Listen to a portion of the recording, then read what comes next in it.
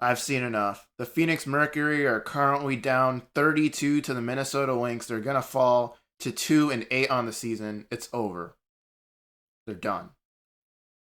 And this game in particular was one of the most disgusting displays of basketball, especially on the defensive end, that I have ever seen. Okay, that's maybe an exaggeration. But this was bad. Courtney Williams and Olivia Miles were just taking turns running an absolute blitz on them in the first half. Courtney Williams was abusing them in drop coverage, mid-range, abusing Natasha Mack being reluctant to step out, abusing Lynchkins whenever she was on the floor. This was bad. And it wasn't just that. Olivia Miles was abusing them in the pick and roll. They had so many turnovers in this game. So many turnovers, and then they transition defense, early offense, defense, or early defense was legitimately horrible. There are too many questions for this unit and not enough answers. And it's been honestly sometimes game to game on what the issues for this team have been. This game, honestly, it's everything. It's everything. And really, it's been, well, maybe you can say for the whole season, it's been everything. Of course, a few games ago, they had a major collapse in the third quarter versus the Liberty where they just couldn't get the ball over half court. And you, of course, have to give credit to what the Liberty were doing. Their defense, they were picking up, trapping, and whatnot. Of course, you have to give them credit for that.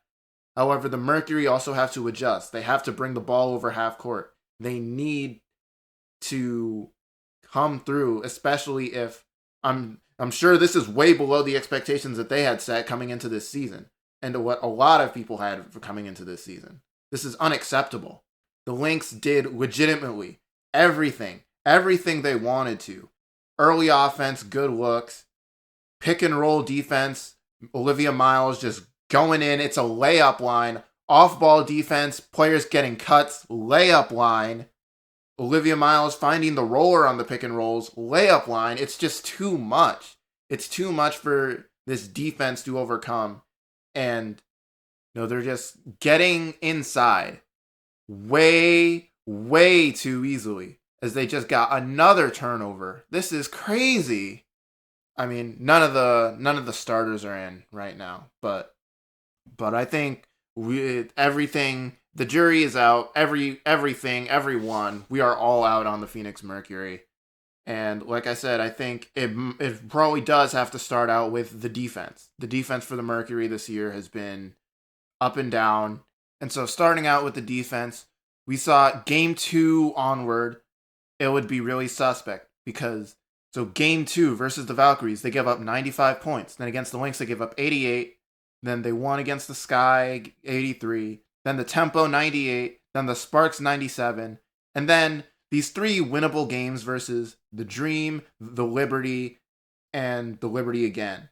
Yeah, the Dream game, they had a lead in the fourth quarter. They gave that up. Then the Liberty game, they had the major collapse. Like I said, Liberty went on I forget, something like a major 15 or 21-0 run or something like that. And then the last game versus the Liberty, they had an opportunity late in the stretch, but by and large, their offense didn't do them any favors because they only scored 68 in the game. So we see there's an early stretch in the season where their defense is hard and it's not good enough.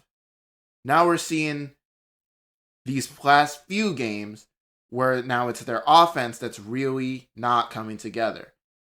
And so if we're starting on their defense, of course, a lot of this portion, they didn't have Monika Kolomakani, who is their primary POA defender.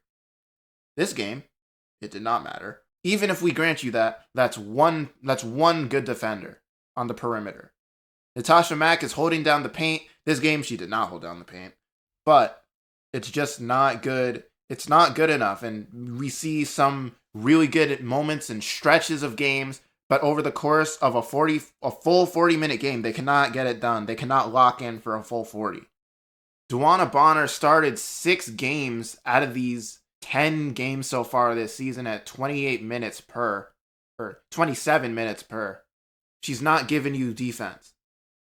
Jovana Nogic, We really liked what she did to start the season, especially shooting the basketball and being like a tertiary ball handler and whatnot. But on defense, I tried to maybe not say it in the first time, but no, it's a no on defense. It's an absolute heck no. She's not strong enough. She gets pushed around. She can't hold up 1v1. It's a no for Nogic. It's a no for DB. It's a no for Lynchkins. And everyone else certainly is just nothing to write home about defensively. It's just a big no from a lot of their defense, especially so on the perimeter. It's a big no. Certainly some players on the team are just not, they cannot hang defensively, but it shouldn't be this bad. It should not be that bad. It just shouldn't. It can't. And then we go to the offense, right? Because especially in the second stretch of games so far in the season, their offense has kind of let them down. They probably should have closed out the dream game, only finished with 80. They should have ended that run earlier in the first Liberty game. They ended with 74. And then the second Liberty game, they ended with 68. Their offense has not been cooking. It's not been clear whatsoever. And there's a lot of ways I can start on offense here. However, they can't regularly generate good looks, especially so in the second string of games here. They just can't generate easy opportunities for themselves, regular open looks or regular looks that they are very content with. It feels like a lot of the looks that they put up, they're contested, they're end of shot clock stuff. It's not good offense. And this goes to, in part to the roster construction and in part how some of these players are playing. You lose Satu Sabally, a very important creator and vital part of how they got to the finals. So you lose her, she especially fit into this Mercury system with being a volume 3-point shooter. So you lose her. That now puts more pressure on Alyssa Thomas and Kalia Copper. Because this is basically going to be an AT and Ka and shooters. That's basically, at its most simplest, this is what the offense is going to be. And so, AT and Ka have to play well and have to generate enough great looks for those shooters. And that has not happened well enough. Kalia Copper, I think this game will bring those averages up a little bit more. But once again, you are shooting 33% from the field on 17 field goal attempts. You are shooting 16% on 6 3-point attempts. You're shooting 17 shots to get 18 points a game. Once again, we like that you get to the free throw line for 7 attempts. But from the field goal attempts, they've got to go in the hoop at some point. At some point, they've just got to go in the hoop. They have to. And she was the best offensive option in this game versus the Lynx. But even this is one game, and it's not good enough to erase what happened the previous 9 games of the season. These shooting splits are unacceptable, especially from any star player. So with that in mind, if that's the second best player, if that's the go-to, if that's the player you say you go to, you need a bucket, you need things to calm down, or you need a player to calm things down to get a bucket, that should be Kalia Copper. And that's just not happening for her this season. With that in mind, that will once again put more pressure on AT and the others. And for the others, we say maybe, we saw, look at Jovana Nogic. She's coming out of nowhere. She's surprising. She's good.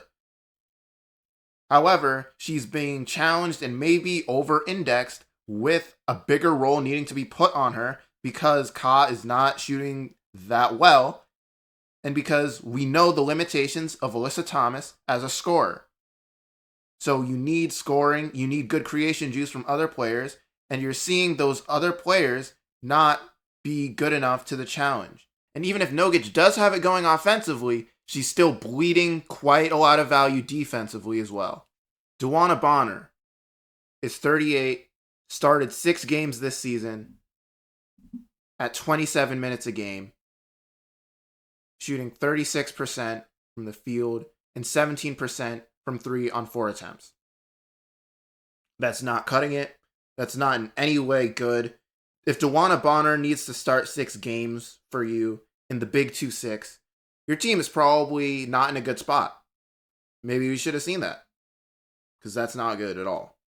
And going back to Alyssa Thomas, because the big part of her being the engine in the system is that she can do a really good job of dragging in the defense and then spraying it out to shooters. However, I think this year in particular, we're seeing that if that push shot, if that longer paint floater or paint jumper is not going, then it becomes so much easier to game plan around for the shooters.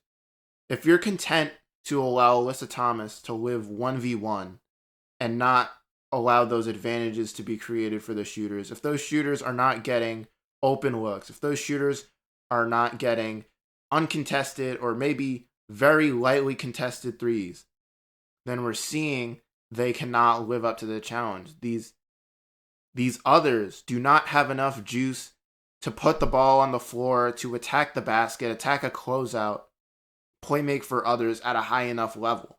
And so with Ka struggling as from the field as much as she is, and there being no real other option, AT needs to score at a good enough clip, at a very good clip.